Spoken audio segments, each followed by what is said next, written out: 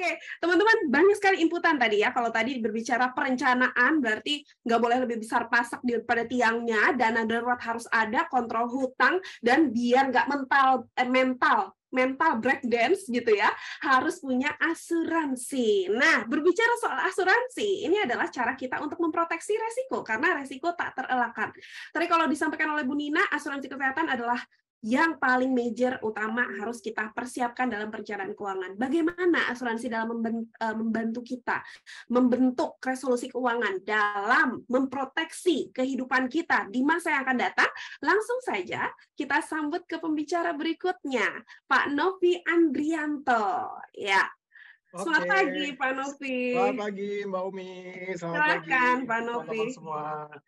Thank you tadi Bu Nina, cukup luar biasa sekali ya, dan saya izinkan saya untuk menyapa terlebih dahulu kepada Bapak Budi Tambubolon sebagai Ketua Dewan Pengurus AJI, Bapak Freddy Tamrin sebagai Ketua Bidang Literasi dan Perlindungan, serta Ibu Sisil Nina yang barusan tadi menyampaikan materi yang cukup baik, yaitu Kepala Departemen Edukasi dan Literasi.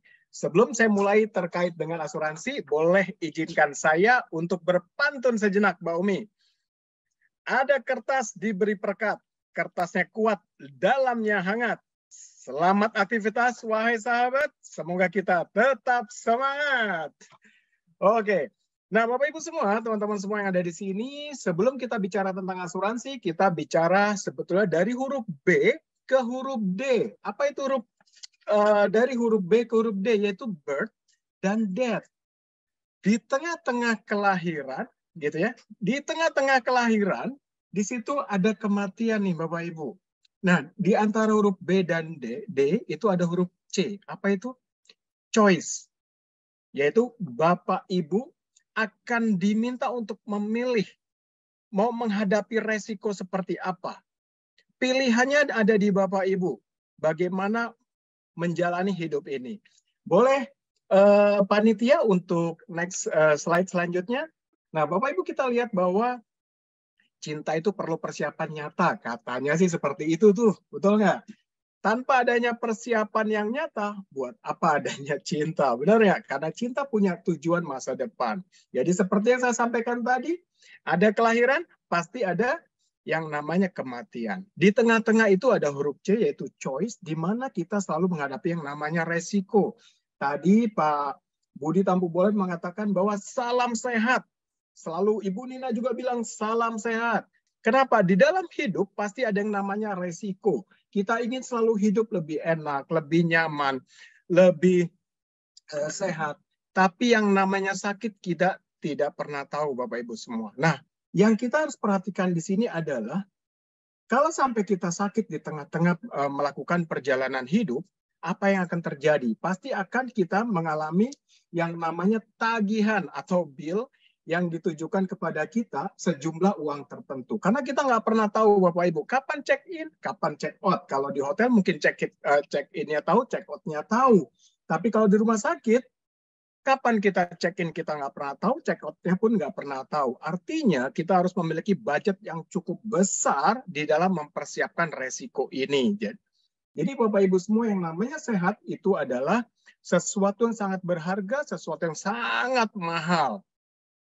Dan kalau kita lihat di sini Bapak Ibu semua, bahwa di dalam proses hidup selalu ada yang namanya resiko. Jadi kalau kita bicara resiko, kita bicara tentang keuangan. Kita bicara tentang berapa dana yang akan kita keluarkan jika terjadi resiko di kemudian hari. Yang namanya resiko kita nggak pernah tahu Bapak Ibu. Jadi segala sesuatu yang kita tidak ketahui, kalau menguntungkan namanya opportunity, kalau merugikan namanya resiko. Nah, hari ini kita bicara tentang resiko kehidupan. Di mana tadi Bu Nina sampaikan bahwa yang namanya manusia pasti akan menuju tua. Nah, proses menuju tua ini kita dihadapi dengan berbagai macam resiko. Salah satunya tadi adalah sakit. Contoh yang kemarin adalah terjadi tiba-tiba COVID-19. Banyak sekali orang-orang yang tiba-tiba kesehatannya sangat terganggu dengan percepatan penularan sangat tinggi. Artinya, percepatan transfer penyakit ini akan berpengaruh terhadap percepatan perpindahan dana yang kita miliki berpindah ke rumah sakit. Kenapa? Karena rumah sakit yang akan mengeluarkan bil untuk kesehatan kita. Dan resiko yang sedikit lebih tinggi yaitu untuk bagi orang-orang yang kurang beruntung akan mengalami yang namanya sakit kritis, Bapak Ibu semua. Nah, yang perlu dicermati di sini adalah selain tagihan rumah sakit, tentunya ada pasca kalau dia dirawat setelah keluar dari rumah sakit, yaitu ada biaya terapi yang nggak pernah tahu kapan selesai atau kapan sembuhnya. Dan tentunya ada pengobatan-pengobatan lebih jauh. Dan yang paling riskan sekali adalah sumber penghasilan untuk hidup selama berobat itu akan terganggu, Bapak Ibu. Kenapa? Karena kita ini adalah sebagai pencari nafkah. Oleh karena itu, kita sebagai sumber mata air harus dijaga baik-baik. Jangan sampai sumber air mata beralih menjadi sumber air mata di kemudian hari. Jadi sumber mata airnya harus dijaga baik-baik. Jangan sampai menjadi sumber air mata di kemudian hari untuk siapa? Untuk keluarga yang kita tinggalkan. Dan resiko yang tertinggi dari manusia adalah meninggal dunia, Bapak Ibu. Bukan masalah meninggalnya, tapi seberapa besar kita mau memberikan peninggalan kepada ahli waris kita. Yaitu bagaimana dengan hutang yang telah kita lakukan. Tadi Bu Nina telah sampaikan, bagaimana dengan hutang? Hutang itu bukan berarti tidak baik, tapi ada beberapa hutang yang produktif. Nanti kita akan lebih jauh mempelajari tentang bagaimana mempersiapkan cash flow yang baik. Jadi pada saat kita meninggal, kita harus hitung bagaimana liability-nya, bagaimana income replacement-nya, bagaimana orang bisa menggantikan si pencari nafkah sehingga income-nya tetap standar. Dan bagi teman-teman kita yang Muslim mungkin pada saat meninggal dunia ada yang namanya tahlilan, betul ya. Untuk teman-teman yang di Denpasar itu ada yang namanya ngaben, yang di Toraja juga itu memerlukan biaya yang sangat besar, Bapak Ibu semua. Oleh karena itu, Bapak Ibu, dari mulai melahirkan sampai dengan kematian kita berbicara tentang resiko apa yang akan timbul. Dan yang paling penting adalah bagi kita si pencari nafkah, bagaimana kita mempersiapkan biaya pendidikan putra-putri kita tercinta. Apakah mereka bisa menyelesaikan pendidikannya dengan baik? Apakah mereka bisa hidup lebih layak dari apa yang kita harapkan, Bapak Ibu? Dan tentunya yang terakhir adalah bagaimana dengan legasi yang kita berikan. Apakah menjadi harta gono gini dan lain sebagainya. Jadi artinya apa Bapak Ibu semua? Dari mulai melahirkan sampai dengan kematian, ada yang namanya resiko. Resiko sama dengan biaya atau cost. Jadi Bapak Ibu semua, untuk itu kita akan belajar lebih jauh bagaimana mengelola resiko dengan baik. Dan dengan kejadian ini, dengan resiko kehidupan yang ada, maka apa yang terjadi dengan putra-putri kita? Boleh next selanjutnya? Bapak Ibu, bagaimana dengan resiko putra-putri kita tercinta? Nah, kalau melihat data statistik yang ada, resiko selalu hadir dimanapun, kapanpun, dan nggak pernah tahu kapan terjadinya. 4,3 juta orang di Indonesia itu lulusan SD sampai dengan SMA itu dia menjadi yatim piatu. Artinya Bapak Ibu semua, 4,3 juta putra-putri ini kita nggak pernah tahu bagaimana masa depannya, bagaimana penghasilannya, bagaimana pendapatannya, bagaimana masa depannya, dan lain sebagainya. Nah, kita harus perlu sekali melindungi masa depan putra-putri kita. Jangan sampai terjadi tingkat pendidikan yang berkurang karena tidak adanya persiapan dana yang lebih baik untuk putra-putri kita. Dan selain itu juga, Bapak Ibu semua, tentunya yang ada di sini bahwa bagaimana dengan keluarga atau istri kita atau pasangan kita? Yuk, next selanjutnya, Mbak, boleh? Nah, ini Bapak Ibu, ini cukup menarik ya. Resiko selalu hadir, yaitu 10,25% wanita di Indonesia berstatus janda cerai mati. Wah, ini data yang cukup fantastis nih Bapak Ibu. Artinya apa? Kalau si suami pencari nafkah tunggal, maka 100% pendapatan akan menjadi zero kalau pencari nafkahnya itu meninggal dunia. Yang artinya pengeluaran yang dihasilkan yang selama ini untuk biaya hidup akan menjadi hutang. Kenapa? Karena pengeluaran harus dibayar, sedangkan pencari nafkahnya sudah tidak ada lagi. Nah, ini perlu kita cermati nih Bapak Ibu semua. Kalau pencari nafkahnya suami istri, jadi si keluarga ini akan kehilangan 50% pendapatan dari total income 100%. Nah, bagaimana dengan kekurangannya? Dan bagaimana dengan biaya hidup yang terus dikeluarkan? Nah, nanti kita akan belajar lebih jauh terkait ini. Dan yang selanjutnya adalah 2,66% pria di Indonesia berstatus duda cerai mati, Bapak Ibu.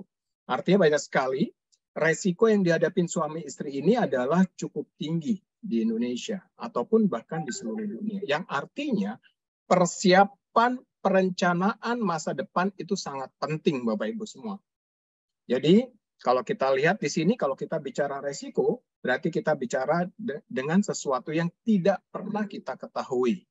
Yuk, next-nya.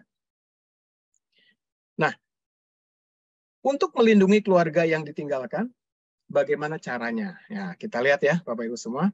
Jadi untuk mengelola resiko, jadi kalau yang tadi saya sampaikan di awal adalah resiko itu ada 4 cara untuk mengelola. Yang pertama adalah menerima resiko, menghindari resiko, mengendalikan resiko, dan mengalihkan resiko. Apa itu menerima resiko? Jadi kalau yang namanya resiko berarti kita bicara tentang cost, bicara tentang biaya yang mungkin akan timbul di kemudian hari. Tapi kalau kita menggunakan sistem menerima resiko, artinya kita paham betul bahwa kita akan terima segala resiko yang terjadi akibat aktivitas yang kita lakukan. Contoh, misalnya kita ingin hobi yang berbahaya, balap mobil, balap motor, yang kita tahu resikonya akan sangat berbahaya. Jadi kita tahu, kita sudah hitung biayanya akan seperti apa. Jadi kalau kita tetap melakukan aktivitas tersebut, maka kita akan menerima semua resiko atau biaya yang timbul akibat aktivitas tersebut. Terus yang kedua, bagaimana caranya dengan menghindari resiko? Apa yang dimaksud dengan menghindari resiko? Artinya kalau kita tahu resiko tadi, hobi tadi adalah berbahaya, maka kita tidak usah melakukan aktivitas tersebut. Sehingga kalau kita menghindari resiko tersebut, menghindari aktivitas tersebut, maka kita akan berpotensi tidak akan mengeluarkan budget yang jika terjadi resiko itu terjadi di kemudian hari. Dan bagaimana dengan cara mengendalikan resiko? Artinya kita tetap ingin melakukan aktivitas tersebut, tentunya dengan perlengkapan yang komplit. Ya, dengan helm, dengan sistem braking yang cukup bagus, dengan kondisi mesin yang cukup bagus, dengan kondisi kendaraan yang cukup sempurna sehingga jika terjadi resiko maka akan berdampak mengurangi dampak pengeluaran yang akan terjadi. Dan yang poin 4 ini yang penting sekali nih Bapak Ibu.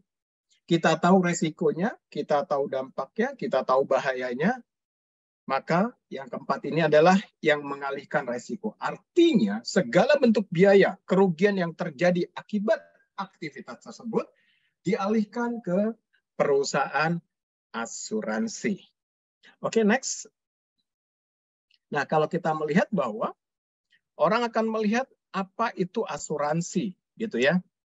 Jadi yang namanya asuransi adalah memastikan tujuan keuangan kita sampai ke tujuannya dari resiko kepastian yang datangnya tidak pasti. Gitu ya, tadi Ibu Nina udah sampaikan bahwa yang namanya risiko selalu hadir gitu ya. Jadi Bapak Ibu kalau melihat dari segitiga proteksi ini adalah, ini ada asuransi jiwa, ada asuransi penyakit kritis, dan ada asuransi kesehatan. Jadi semuanya memiliki fungsi masing-masing. Asuransi jiwa biasanya dipergunakan untuk bagi apakah kita memiliki hutang di bank atau hutang pribadi atau hutang perusahaan dan lain sebagainya. Adakah income replacement atau pengganti pemasukan untuk final debt atau biaya pemakaman, bahkan untuk biaya pendidikan, serta untuk persiapan ahli waris kita atau mempersiapkan uang waris atau dana waris kepada penerus kita di kemudian hari. Dan ada juga asuransi yang digunakan untuk penyakit kritis, yaitu biaya pengobatan dan pengganti pemasukan income. Kenapa Bapak Ibu? Yang namanya orang sudah terkena penyakit kritis, biasanya orang-orang tersebut sudah tidak mampu lagi untuk menciptakan pemasukan atau income kepada keluarganya. Jadi kita coba hitung, kita sudah coba analisa resiko apa yang terjadi dan berapa biaya yang akan ditimbulkan di kemudian hari. Dan yang terakhir adalah tentang asuransi kesehatan. Ini banyak sekali orang yang sangat-sangat meremehkan tentang kesehatan. Pada saat terjadi sakit, baru dia menyadari bahwa kesehatan itu sangat-sangat mahal sekali. Bagaimana dengan biaya pengobatan, bagaimana dengan biaya rumah sakit, dan bagaimana biaya after dia sakit. Jadi Bapak Ibu sekalian, ini penting sekali kita cermati bagaimana menghitung kebutuhan kita di kemudian hari. Oke, next. Jadi ada beberapa jenis asuransi, Bapak Ibu semua, yang akan nanti kita jelaskan di slide berikutnya, yaitu asuransi ada 3. Ada 2, yang pertama adalah untuk asuransi tradisional, asuransi yang zaman dulu sekali, yaitu ada asuransi berjangka, ada asuransi whole life atau asuransi seumur hidup, bahkan ada asuransi dwiguna, yaitu asuransi untuk persiapan pensiun. Nanti akan saya jelaskan di belakang. Dan ada asuransi tradisional atau PED, atau Bapak Ibu sering mengenalkan dengan nama unit link, yaitu asuransi yang dihubungkan dengan investasi. Oke, next. Selanjutnya, nah tadi saya sudah sampaikan bahwa yang namanya asuransi adalah merupakan asuransi yang bertujuan menanggung orang terhadap kerugian finansial tak terduga yang disebabkan karena meninggalnya terlalu cepat atau hidup terlalu lama. Nah ini penting nih Bapak Ibu ya. Jadi yang namanya asuransi itu menjaga berbagai macam resiko yang mungkin akan terjadi, yang kejadiannya nggak pernah tahu, dari sesuatu kepastian yang datangnya tidak pasti. Jadi penting untuk mempersiapkan segala sesuatunya dengan baik. Nah, kalau tadi di awal kita sudah singgung sama-sama bahwa ada 2 jenis asuransi, yaitu tradisional dan non-tradisional. Apa itu asuransi berjangka? Nah, asuransi berjangka kalau Bapak Ibu sering traveling, sering jalan-jalan, di situ ada tiket pesawat, di dalamnya ada asuransi yang sifatnya tidak permanen atau sifatnya hanya per event saja, yaitu disebut dengan asuransi berjangka. Pada saat Bapak Ibu nyampe dari kota A ke kota B, maka asuransi tersebut berakhir. Jadi asuransi ini yang cenderung paling murah, paling cocok untuk kita yang masih muda. Wah, kita ya, jadi saya merasa muda nih Bapak Ibu ya. Untuk teman-teman milenial, kalau ingin membeli asuransi, pilihlah asuransi yang memang terjangkau untuk teman-teman semua, dan kita hitung bagaimana nilai ekonomi ke depannya, bagaimana kita menghitung potensi proteksi yang kita harus miliki. Setelah itu, kita akan ikut program yang sesuai dengan kebutuhan kita. Yang berikutnya adalah asuransi jiwa seumur hidup. Ada yang bayarnya 5 tahun, 10 tahun, 20 tahun. Bahkan ada yang sampai 99 tahun. Ini digunakan untuk persiapan dana waris kepada penerus kita atau ahli waris kita. Kenapa Bapak Ibu semua? Karena yang namanya warisan itu harus bersifat liquid, mudah dicairkan. Jadi pada saat terjadi sesuatu, uang inilah yang akan menopang biaya hidup, yang akan menopang segala kebutuhan Bapak Ibu dalam waktu cepat atau dalam waktu dekat. Dan yang terakhir adalah non-tradisional, yaitu program unit link atau program asuransi yang di dalamnya sedikit ada unsur investasi, tapi lebih besar kepada pentingnya bagaimana kita membeli proteksi Bapak Ibu. Yuk next selanjutnya. Nah, bagaimana sih Pak untuk menghitung persiapan kita ke depan? Nah, ada beberapa pendekatan, yaitu yang pertama adalah multiple approach, needs approach, dan capital approach. Nah, untuk pendekatan multiple approach ini adalah pendekatan pada saat kita ingin menghitung penghasilan kita setahun ini, tetap bisa melakukan pengeluaran sesuai dengan budget di tahun ini, dan kita hitung sampai dengan pensiun. Misalnya katakan sampai umur 55 tahun, kita hitung tuh berapa potensi pengeluaran kita yang akan terjadi. Jadi kita hitung semuanya lewat pendekatan multiple approach ini Bapak Ibu semua. Dan yang berikutnya adalah pendekatan melalui need approach.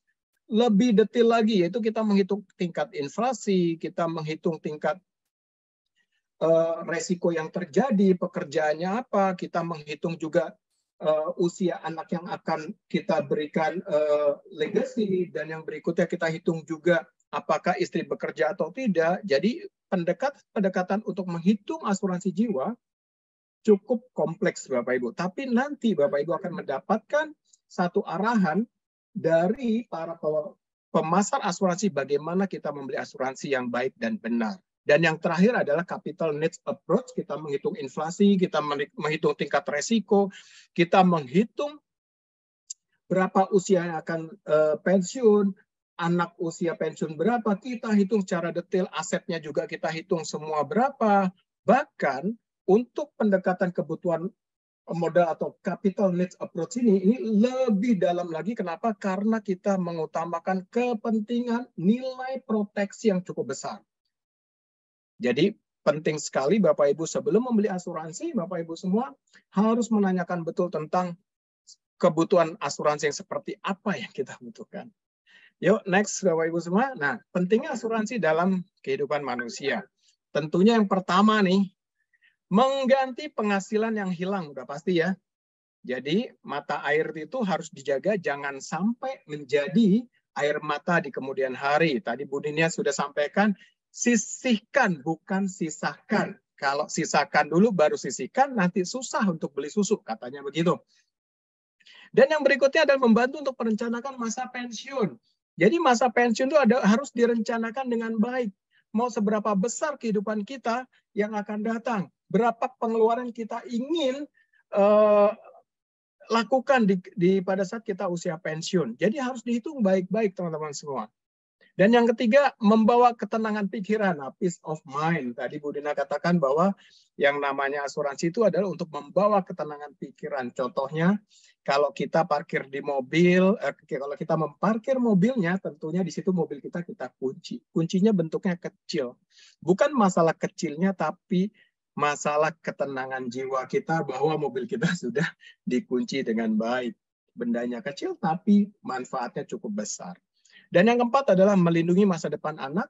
Jelas Bapak Ibu, dengan adanya asuransi kita berharap masa depan anak-anak terjamin dengan baik dari sisi pendidikan, dari sisi masa depan mereka. Dan yang kelima, bagi yang punya bisnis, pentingnya asuransi adalah yaitu membantu bisnis Bapak Ibu berjalan dengan baik, berjalan sesuai dengan kebutuhan Bapak Ibu semua. Dan yang keenam, tadi Bu Nina telah sampaikan bahwa kita harus sisihkan, yaitu membantu menabung tertib, disiplin, gitu ya. Jangan kalau kita sering online itu belanja. Jadi harus disiplin. Dan yang ketujuh adalah meringankan stres keluarga yang ditinggalkan. Artinya apa Bapak Ibu? Jika terjadi resiko dimanapun kita berada, keluarga kita tidak dipusingkan dengan yang namanya biaya yang tidak terduga. Nah, terus terakhir adalah bagaimana pentingnya asuransi jiwa bagi pembangunan. Jelas Bapak Ibu? Yang pertama adalah menampung kerugian akibat resiko pembangunan, menjanjikan perlindungan sekaligus menghimpun dana masyarakat. Yang ketiga, sebagai sarana finansial dalam ekonomi rumah tangga untuk mendorong pertumbuhan ekonomi. Jadi pesan saya Bapak Ibu semua yang hadir di sini, teman-teman semua, rekan-rekan yang ada di sini, jaga waktu keemasan kita sebelum datang masa kecemasan. Terima kasih dari saya Novi Andrianto. Terima kasih atas atensi teman-teman semua. Wassalamualaikum warahmatullahi wabarakatuh. Waalaikumsalam warahmatullahi wabarakatuh. Wow, ya, ini luar biasa sekali nih dari Pak Novi nih, panjang dan lengkap banget. Mungkin teman-teman yang belum tahu tentang asuransi ini belajar banyak nih dari Pak Novi ya. Ini sehat bisa diusahakan tapi sakit tak terhindarkan ya. Tadi disampaikan oleh Pak Novi, between B and D there is C, between birth and death there is choice.